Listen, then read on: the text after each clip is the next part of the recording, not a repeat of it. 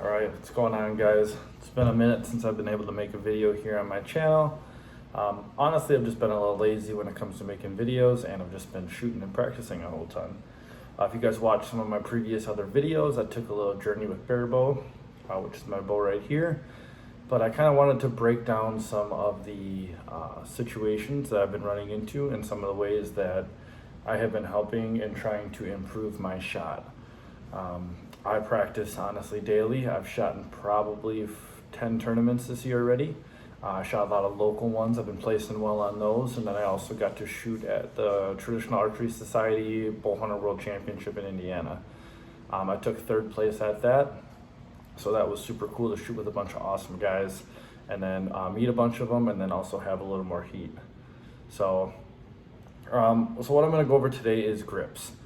Now, I'm not going to go over low, medium, high. I've shot compound for a long time, so I shot a low grip. I don't like a crazy high grip, so I'm kind of floating around the medium range. I'm going to go over the grips I have. I have my hunting riser here, I have my ILF riser here, or my bear bow riser here, and I'm going to go over the grips that came with them and the grips that I bought and what I think about them. So usually if I'm making a bad shot, or if I'm going left or right, 80% of the time it's because of my grip, my hand position. Now, the reason that is because I had a long journey with a rotational draw. Anyone who knows what that is, Tom Klum teaches it, Jake Kaminsky shoots the NTS system. Jake Kaminsky isn't so rotational. I mean, I guess he does it better, or shows it better, but I was running into problems with perfect hand set. And if you guys don't know how important your grip is, if you are missing left and right, it's either usually because a poor tune, let's just throw the whole tune out of the window. Usually it's hand position, or you're plucking with your draw hand or your string hand. So 80% of the time I can feel when that bow releases that the bow did not come directly out of my hand. And that normally is because bad hand position. It's not consistent every single time. So rotational draw for me, I use like a hybrid of it, but I have to have my hand set when I draw, and then when the arrow goes off, it has to be set from the beginning. Rotational for me was just I wasn't consistent with it. So my hardest problem, that's why I'm making this video, is to kind of go over what grips I like and then what I'm still looking for. I'm still struggling with this. I shouldn't say struggling. The 7 out of 10, 8 out of 10 arrows, perfect grip. Other than that, if I throw one or I'll feel the bow come off differently, it's usually because of my grip. Now, you can have a perfect hand position, do something with your backhand that throws the arrow too.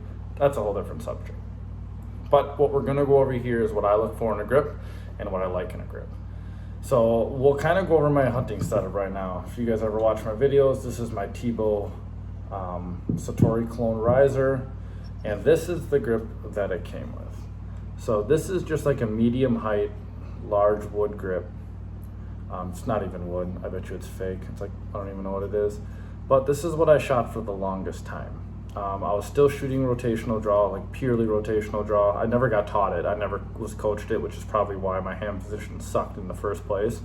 I've been self-taught on most of this stuff. So the only thing I do and I don't like about this is it's slippery, which is number one. I'll never shoot a grip that's just standard. I always wrap it with some sort of grip tape or something like that. And then the amount of room your hand is hitting on this.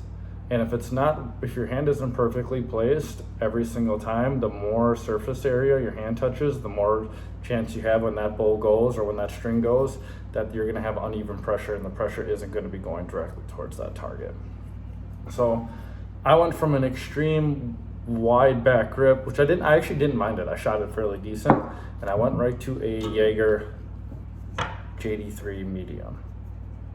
So now a lot of you guys, I've seen a lot of you guys shoot these Jaeger JD3 grips. I got mine with the lifeline on it. I actually ended up sanding my lifeline down. If you don't know what a lifeline is, it's a little lump on the side there, and then you line it up with the lifeline of your hand. It kind of gives you like a foolproof position for your hand. So I always run some sort of grip. This is glow-in-the-dark grip tape that I got on Amazon. It's sweet stuff. I use it on my tree stands and everything. But I knew that once I improved or I went to this grip, I loved it. Reason being, again, when I'm releasing, if my hand isn't pushing or I'm not making solid movement towards the middle of that target, as soon as that bow jumps, I'm seeing this. And this is all taken off a slow motion camera, guys. This is filming yourself. It's the only way I can see it. I just shot a tournament on Saturday, and one of my buddies was filming me, and I shot a 12 at a 15-yard standing bear. Shot a 12, but I shot the left side of it. He literally filmed me when that, I guess you'd say, when that arrow went off. I still hit a 12. That bow, my bow jumped just slightly to the left. You can see it come out of my hand slightly to the left. That's enough. Thankfully, it was 15 yards. If that would have been any further, that's manipulating that arrow way off, of course.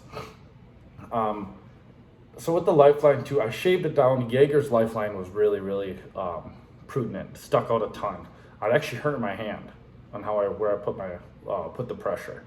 So when I shoot, I don't even grip the bow. I know a lot of people do, but I have such a problem with figuring out hand position that if I have any of my fingers touching the bow, I'm gonna manipulate that riser somehow. I think it's from years of shooting like that and then having to catch my bow because I never used a finger sling or a wrist sling. So I'm reacting on that shot. So this was my hunting bow setup. I still do love the JD3 grip. I just would get it without the lifeline next time. And then honestly, it's just a basic square grip. There's not much to it. I like it because it's the less material I can have touching my hand, the less chance I have of doing something wrong to it. I also don't line my hand up perfectly, and I think that might be some of my problem too. I might need coaching when it comes to where I put my hand. I've tried to jab my lifeline of my hand into this, and it just doesn't feel right, and I just get weird results doing it. So the one thing I do realize though is I can hold the bow a lot steadier, but when I release, weird stuff happens. So yeah, these are the two grips. That was the stock grip that came on this thing, and then the Jaeger JD3, which I would buy another one in a heartbeat. So we'll go on to my bear bow here. This one's fully set up, so it's kind of in a way. This was the grip they sent me. Again, this fake wood looking thing. It was a little wider, but I tried pretty much turning it into a JD3 grip. I mean, it's real close to the things. I sanded it all down, tried to get it. You know what? It was slippery. I wrapped it, and there's just something off about this grip. I don't know what it was, but I could not shoot it to save my life. I literally did stop shooting this bow because I had a new grip from archery coming on the way. I wasn't even tuning my arrows because that's how far off my grip was. So what we're looking at is this not new, I've had it for a couple months now, is an archery grip here. And I wish I could show you guys better, but this is called the Masters. You can see, here, I'll just do this so you guys can see it better. You can see there's a lot more, I shouldn't say a lot more, a little more area for that hand to go on this side. And then there's a lifeline strip there as well. And I also got the grips on it. So I didn't have to add grip tape to it. I still kind of might, just because my hand still does slip a little bit sometimes. But the look of this grip, I did pay the extra for the color. I wanted it to match my string, even though I don't even have that one on. I have a different one on now. But so far, the tuning initially shooting the grip, I shot it really well. And then I started to get into my head. I started shooting left and right. And I realized that it was, again, because of my hand placement. So this lifeline is not as crazy here as it is on the Jaeger. I actually like it, but I cannot get my lifeline on my hand to line up with that and then to shoot my shot properly. I don't use a completely rotational draw, but the good thing about a rotational draw is it teaches you how to use your back properly. In order to get into my back properly, with my elbow being outside of my body line and that shoulder pulling, it doesn't cause my hand to move. It just doesn't cause, or I can't line up on the lifeline as well as I would like. So I've still been shooting it well. Like I said, probably 8, 9 out of 10 shots with this grip are landing where they should. But I know when I make these big, when I was at the TAS tournament, I made the shoot off and I shot against 2 really good guys. And I was the last person on the line, last station for the shoot off. Everyone's watching. Us barebow guys were taking forever, so we're all sitting there on the line. I watched one guy freaking 10 it, the other guy 12s it, and I'm sitting there. Everyone's quiet. My wife and my kid are behind me. It's like 22 yards, cake on a whitetail. I mean, literally 2 guys sitting there with arrows right where I need to hit, and I freaking blew it. I sent it about 8 to 10 inches back into the 8 in front of everyone. And it was all, I mean, there's more going into it. A little bit of pressure goes into that, but a lot of it was because I didn't set my grip. And when that bolt came off, I could tell the bolt, if you've ever shot in a perfect shot, you know the feeling when that bolt launches straight forward. I use a finger sling, I don't have any contact. So when that bolt launches forward, it means your hand was perfect, everything was perfect. Well, I release, my frickin' string slaps my arm, the bolt launches, I don't even know which way it was, launches, kicks the arrow, literally see the arrow hitting the 8, and that, out of every shot that I took that weekend, I even got 2 5s, 3 5s that weekend. Out of every shot that I took, that shot pissed me off more than anything. Not only because it was in front of everyone, but it was a really poorly made shot in front of people. So always trust your process, have a process. So yeah, so that was kind of my overview on grips. If you want to ask me questions about grips, I'm still struggling with it. I might honestly get a coach just to work on my grip and my bow hand. I shouldn't even say bow hand, string hand. But if you guys like the video, subscribe to the channel. I want more subscribers. I need more subscribers. I'm trying to get info out for you guys.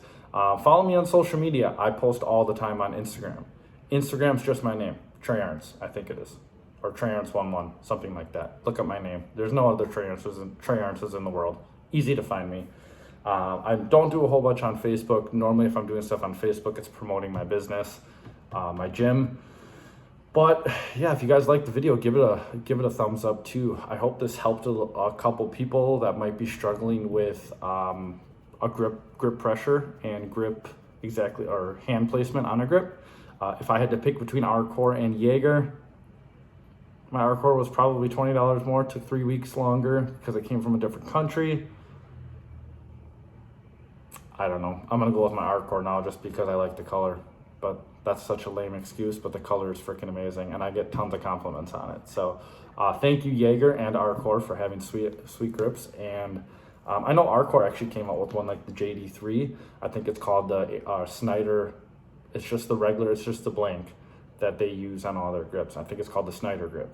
So I might actually try that one just because I like the JD3 so much. And I'm realizing that a lot of the reason that I might be having these problems is because there is more surface area on this. Kind of like what I was saying about the first grip that came with that Satori, or the clone Satori. It might be what I'm running into here. So I might try a skinnier grip on that too. But if you're watching this, I should have the video up today. This bow and riser and everything that I have is for sale.